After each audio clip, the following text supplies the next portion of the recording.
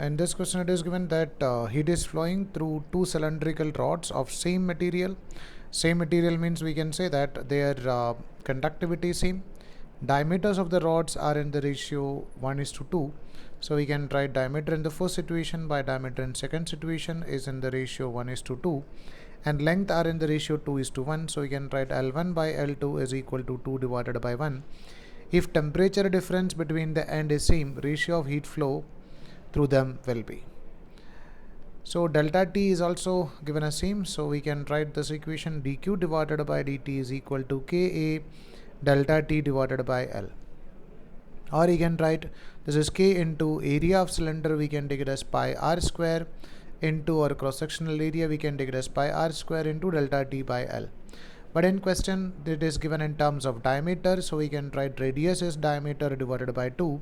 So if you are putting this value instead of this radius, we can write as k into pi into d divided by 2 the whole square into delta T divided by L, which can be written as nothing but k pi into d square divided by 4 into delta T divided by L. Now we can write in terms of the proportionality, that is dq by dt is directly proportional to, over here d and L are variable, so we can write it as directly proportional to d square and inversely proportional to L.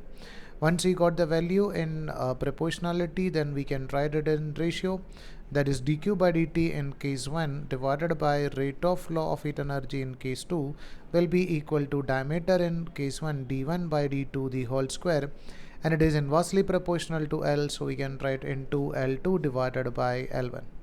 Now the value of d1 by d2 is given in question as nothing but 1 divided by 2, so it is 1 by 2 raised to 2, and the value of L2 divided by L1 is nothing but 1 divided by 2.